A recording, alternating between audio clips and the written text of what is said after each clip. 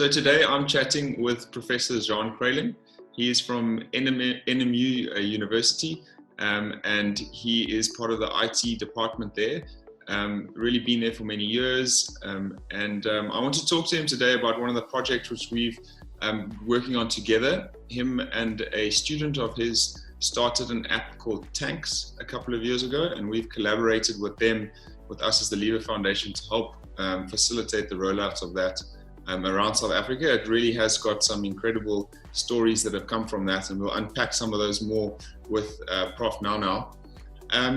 Prof, you've walked a lot of students through their masters and doctorate theses along the way, and now you're involved in an app that serves primary school kids. Why this focus? What has got you intrigued about this program? Thanks, Ryan. It's good to chat to you, and thanks for these conversations you have with people making a difference. Since probably about 20 years ago, the department asked me to be responsible for recruiting learners from across the province for our discipline. Software development or computer science is one of the scarcest skills in the country, and we're just not getting enough tricks in. So I've been doing a lot of traveling throughout the province, rural Transkei, townships, etc. And every time I get to a school and I have to talk about computer science and programming and software development, and there's no computer lab in sight, I kind of feel, what am I saying? These guys don't have a clue what I'm talking about. And then often my students that come from these areas, from townships and rural villages, would say to me, Prof, we need to do more to make the learners aware of these careers. They simply don't know about them. And then 2017, one of my honors students, Byron Batterson, came up with this project where we don't need computers, we just need a cell phone and a few puzzle pieces, and we can teach learners quite complex coding, the concepts that I would teach my first years at varsity by going into a classroom with 8 cell phones and a few puzzle pieces. So yeah, that's where it started. And so the passion is getting people into the discipline, but then the wider context of the country, obviously, the president and many of his ministers are pushing, they call it coding and robotics from grade R in classes in all 26,000 schools in the country. And we have about 16,000 schools in South Africa that don't have computer labs. So in the bigger picture, we are desperately needing some tool, some way to teach these kids coding without having computer labs. I say on average it will cost the government R1 million per school. That's 16 billion rand just to put a lab in every school. And then you don't have teachers that can teach it, etc. So on the micro level, it's me, and on a national level, I think the country needs it. Yeah, that's incredible. I think one of the things that's caught my attention is the need for jobs in South Africa, and we do a lot of skills development space to upskill youth in that area of trying to find a job. But I mean, the IT and the coding space is really a good space where someone can earn a decent living as well. So to introduce children from a really young age to those concepts is really amazing and a great opportunity. I've seen how the app works, and the fact that you're teaching primary school kids your basic concepts that you teach your first years is really quite incredible to me, and how they pick those up quickly. So the app, and you can give a bit more detail, the app is basically a game which encourages a tank to move through a maze, and in order for that tank to move, the app needs to scan certain puzzle pieces to give it direction. Yes, yeah, you use the puzzle pieces as your program. So you code the solution for the tank to reach a destination. You take a photo of it, it does image recognition, and it executes on the screen. And the concepts we teach, for those of people who know programming, won't go too deep, is for loop, while loops, nested loops, more complex nested structures, optimization, problem solving. All of that is done in 35 levels. So there's also the concept of gamification. Once the kids start playing, they don't want to stop because they want to reach all 35 levels. But by level 35, it's extremely complex. I've been teaching programming for 30 years. It took me 3 hours to solve level 35 the first time I did it. So it really gets complex, and the kids love it. And I've seen the gamification side of things on how entertained the kids get You know, we've done a cool Mandela Day activation last year, which I'm sure we'll do again this year. But last year it was in the building, and we had all those schools come and compete. And there really is a buzz of excitement around the kids when they are getting through those levels and really understanding how to put those codes together. Yes, we've reached about, through workshops, over 20,000 kids. Not me personally, facilitators. Personally, I've probably done workshops with about 1,000 kids, and within 5 minutes there's a buzz in the room that's unbelievable when they start knowing how it works. And then you literally can't stop them. And you say primary school kids, I've played up to matrics. One time in Gauteng, I played with educational specialists. These were people 50, 60 years old. And after 45 minutes, I had to get their coordinator in to stop them. So once the gamification kicks in, from grade 1 to 60 years old, don't want to stop. And that's the beauty of it. You don't need a teacher to teach. The excitement takes over, and as they carry on, they learn. So yeah, you literally just need and all you need is a smartphone device, a simple Samsung smart device, and the actual puzzle pieces. And you can go into any area in South Africa, any rural area, and actually teach people these basics. That's amazing. Yeah, we've had sponsors in collaboration with Lever that we went to schools. For example, last year in Kala, rural Eastern Cape, past Queenstown, and the sponsor gave the school a school kit and one cell phone. So when we left, the kids could play further, and 3 months later I was still getting videos of kids that were playing during breaks on their own time, or were teaching younger kids coding. And that is super exciting to see when it kind of gets its own life, and you literally leave behind one cell phone and they can carry on. Yeah, I can't wait to see how these skills are transferred going forward. You know, I think if the kids are being exposed to this type of almost language early on, once they hit high school and potentially university, you could have a whole group of people that could be going into this arena that previously didn't have the opportunity. Yeah, it's not just the skill, it's the Yolanda Jordan that worked with Lever Foundation helped me for about 2 years, and we were chatting one day why she came to study computers at NMU in our department, and she comes from Mount Frere, past Mthatha, and she told me that in grade 9 she read a book, and there was one page that discussed computers and cloud computing. She was in a school with no computers, and just the spark of interest in grade 9, never again she had any programming exposure, kept her going to after matric to come and study computers. So it's not just the skills transfer. I call it's a spark of hope that you put in kids' minds. It expands their career expectations. So have another career to dream about, even if they're in deep rural Eastern Cape. And that just expands their horizons and gets them going to do well in matric. I've got a lot of stories like that. That's incredible. I'm reminded of one of the stories. So someone turned it into a sort of an enterprise development game for themselves. Maybe you can expand a bit by that, of the lady who was using our Red Band Cafe in Walmer Township as the headquarters. Yeah, she won't mind me mentioning her, Zimkita Nkwetu. She was one of the students that worked for a living at Father's house, and last year we had a bunch of German students that came over, and they were looking for social enterprises to give guys a business model to start a company. And Zimkita's coding club in Walmer Township was one.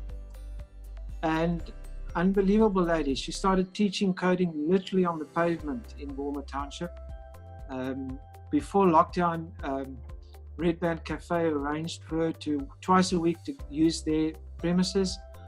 And she was telling me before lockdown, she was earning an income of around 3,000 Rand a month, literally just from coding clubs in Walmer Township, Zweden, New Brighton, just using tanks. So she goes in with 3 or 4 phones and she can do a coding club anywhere. Literally, as I say, she started on the pavement. She's now in the Red Band Cafe. And that's the kind of bigger dream we have, to have entrepreneurs like Zimkita across the country that in deep rural townships, wherever, start their own coding clubs. We get a sponsorship for them for 2 or 3 phones, We give them a few tanks games and they can carry on. Simkita has registered a company and she's doing it as a full-blown startup now. That's such an amazing story. I love it when you get these offshoots which you don't necessarily expect. You know, go into it expecting to train children in or open their eyes to the world of coding, and now you have someone who's essentially opened a little company to be able to teach people coding through a simple app and those puzzle pieces. It's very inspiring.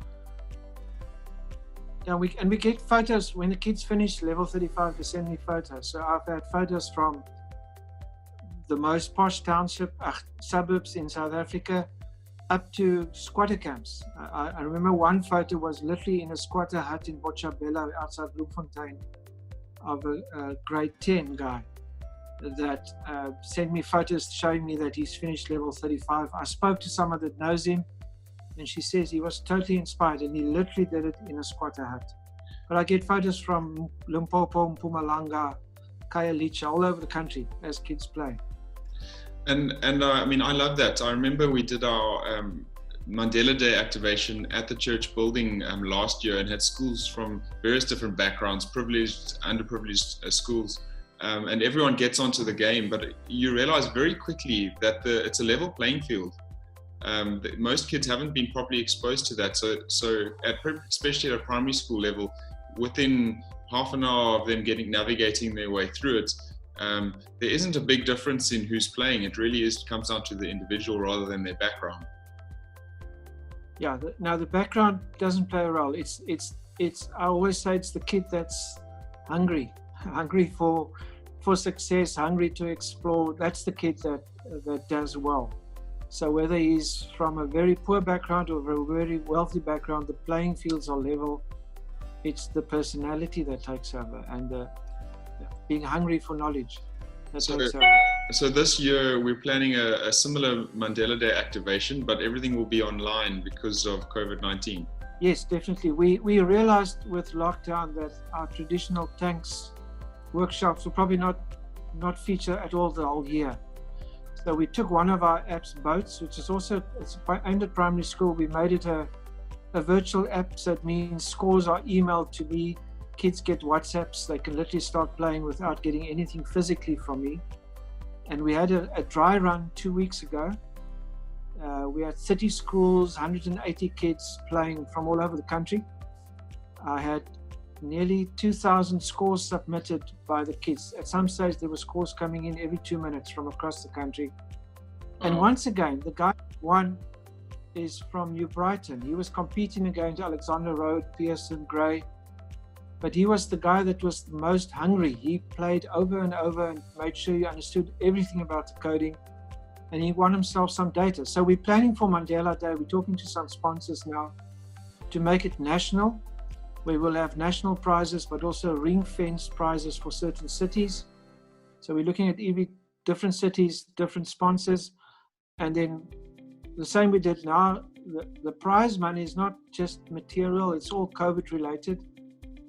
This time, and I think Mandela Day again, the prize money will be free data for kids, which is very relevant for online learning. We just gave data to 30 kids last week after the competition. And then the school had one got 4,000 that they spent on food parcels for their kids.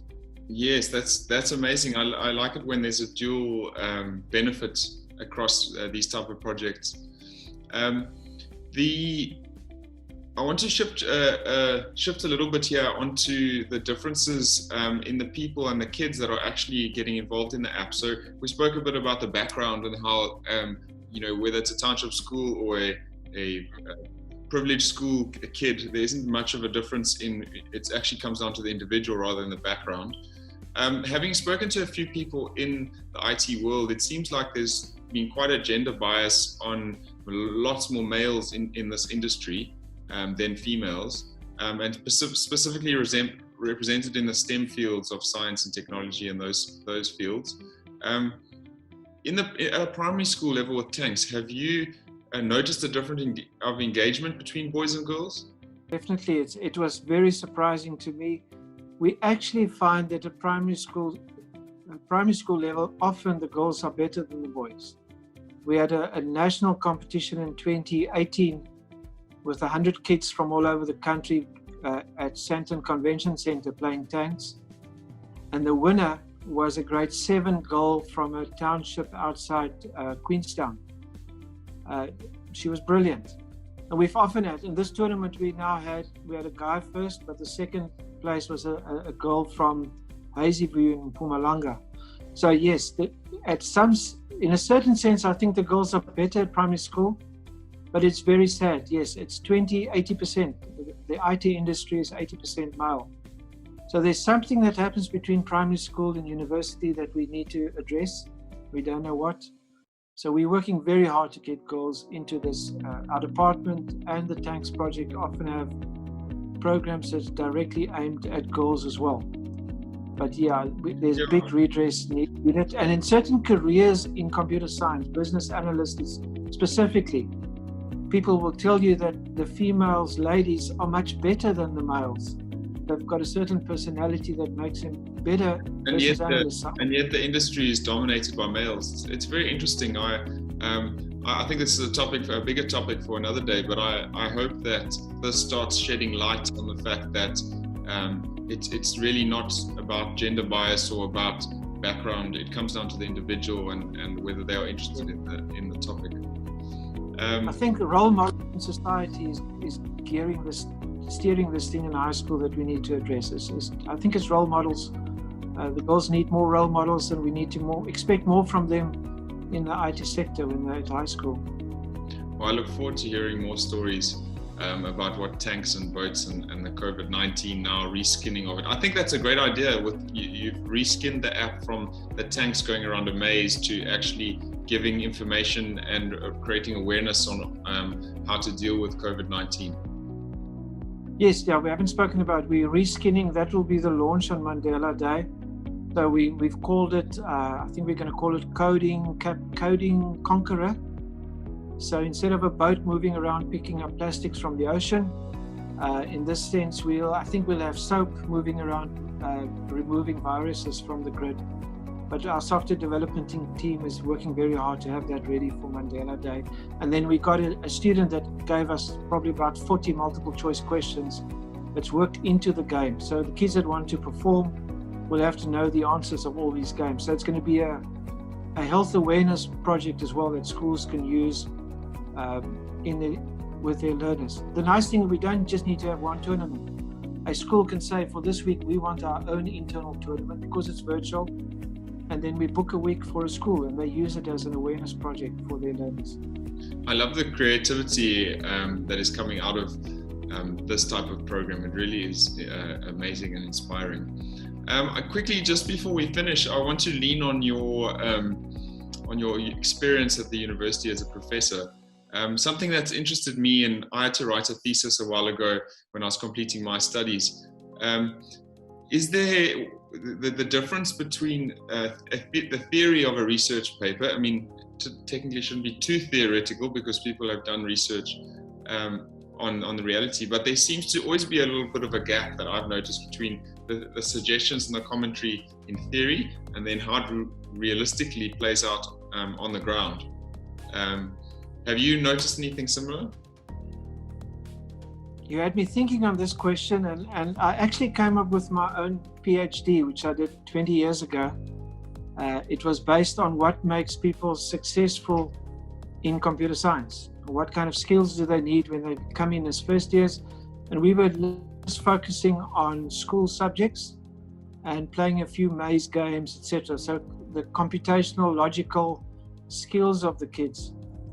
And well, I got a PhD. I shouldn't be saying what I'm going to say now. They might retract it. But if I look back now and I look at students, okay, you've got to have the skill. You've got to have the IQ to be able to program. But that is by far probably the smallest part of success for any student, but definitely in our industry. You need the passion, you need the perseverance, you need work ethic, you need good partnerships and fellow students that help you. So in that sense, my PhD theory was 10% of the truth. And it links up to what we do with tanks. I'm saying I'm going into rural and township areas and I'm giving kids hope and passion. And that's all they need to come and study computers. They don't need fancy computers and brilliant maths marks. They just need that hope, passion, perseverance. And once they arrive at varsity, the theory goes further. We have kids that do brilliant after third year in honors, but they're not necessarily the guys that do brilliant in industry. So the theory of marks we give at varsity is removed from the reality of how successful someone is in industry. So thanks for that question. You made me think, and I think it's important. It's important to say that reality is far removed from theory. And I found that the gap for me is that once you start applying the theory or the research that you've now done, and there is the project actually happening logistically on the ground, I found the big gap or the difference that makes things more successful, projects which you can't actually write into your research paper, is the ability to problem solve on the spot. So when little problems arise and being able to then be dynamic and flexible to be able to make those logistical changes or little on the spot decisions, that's the gap that I found exists between a theoretical research paper and then the actual project on the ground. Okay, so I have a last question which I like to ask everyone I chat to. What's the smallest thing that someone has done that made you feel good about humanity or just being a human being? I get so many of that at varsity. I wish everyone had the privilege to work with students. But I was reminding someone the other day of a third year student. Years ago, there was a big taxi strike, and he wrote one of his final third year papers that day. And for him to be able to write the paper, he had to walk back to Zwede after the paper that afternoon. I spoke to him years later when he was working, and he said it took him 7 hours. He came home at 9 o'clock at night, 13 kilometers, but he walked back because he knew if there was no taxis, he can't miss the test. And those are the kind of stories that makes my job worth it. I think of one, but there are many others. No, thanks, John. And yeah, it's very inspiring to see someone sort of identify an opportunity and then really throw themselves fully behind that. Especially in a country like ours where people have so many different backgrounds and different levels of privilege. So it's really great to see that the little things really do count and are noticed by people like yourself. So it's been really great chatting to you. I really enjoy the engagements we have and the projects we're doing together. So I hope they continue into the future. And I'm looking forward to seeing what happens with Mandela Day this year virtually. Yes, no, we're very excited. We're going to make it national, reach hundreds of kids. Great, thanks, John. Thanks, Ryan.